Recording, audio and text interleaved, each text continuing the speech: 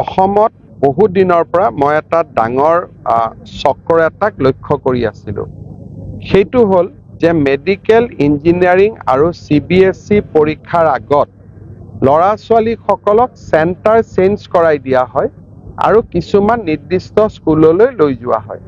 গোৱালপাৰা, নগাঁও, কামৰূপ জিলাৰ 247 গৰাকী ষ্টুডেণ্টক CBSE পৰীক্ষাত 30 নম্বৰকৈ অধিক নম্বৰ দিয়াৰ প্ৰতিশ্ৰুতি দি এখেতসকলক বৰাক উপত্যকাৰ পাথাৰকান্দিলৈ লৈ যোৱা হৈছিলে।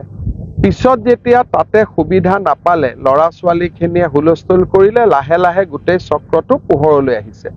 আৰু এইটো CBSE-তে সীমাবদ্ধ নাথাকে, এইটো মেডিকেল এন্ট্ৰেন্স পৰীক্ষাটো চলি থকা ডাঙৰ এটা ফ্ৰড এটা আমাৰ সন্মুখলৈ আহিব।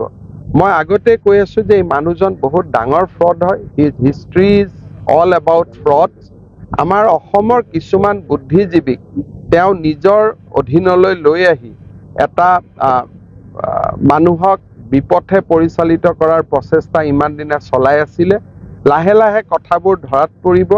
অসমত যাতে এডুকেশ্যনটোক এখন বজাৰলৈ ৰূপান্তৰ কৰা নহয়, তাৰ বাবে আমি প্ৰচেষ্টা কৰি থাকিম। ইউনিভাৰ্চিটিত এটা ডাঙৰ সমস্যা যে মানুহে PhD ডিগ্ৰী লৈ আছে, কাম কৰা মানুহেও, কিন্তু কাম কৰা মানুহজনে ছুটি লোৱা নাই।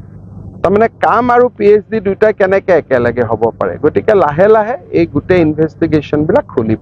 চাওক, অসমত বহু দিনৰ পৰা মই এটা ডাঙৰ চক্ৰ এটাক লক্ষ্য কৰি আছিলোঁ। সেইটো হ'ল যে মেডিকেল ইঞ্জিনিয়াৰিং আৰু CBSE পৰীক্ষাৰ আগত ল'ৰা ছোৱালীসকলক চেণ্টাৰ চেঞ্জ কৰাই দিয়া হয় আৰু কিছুমান নিৰ্দিষ্ট স্কুললৈ লৈ যোৱা হয়। গোৱালপাৰা, নগাঁও, কামৰূপ জিলাৰ 247 গৰাকী ষ্টুডেণ্টক CBSE পৰীক্ষাত 30 নম্বৰকৈ অধিক নম্বৰ দিয়াৰ প্ৰতিশ্ৰুতি দি এখেতসকলক বৰাক উপত্যকাৰ পাথাৰকান্দিলৈ লৈ যোৱা হৈছিলে। পিছত যেতিয়া তাতে সুবিধা নাপালে, ল'ৰা ছোৱালীখিনিয়ে হুলস্থুল কৰিলে, লাহে লাহে গোটেই চক্ৰটো পোহৰলৈ আহিছে। আৰু এইটো CBSE-তে সীমাবদ্ধ নাথাকে, এইটো মেডিকেল এন্ট্ৰেন্স পৰীক্ষাটো চলি থকা ডাঙৰ এটা ফ্ৰড এটা আমাৰ সন্মুখলৈ আহিব। মই আগতে কৈ আছো যে এই মানুহজন বহুত ডাঙৰ ফ্ৰড হয়। His history is all about fraud.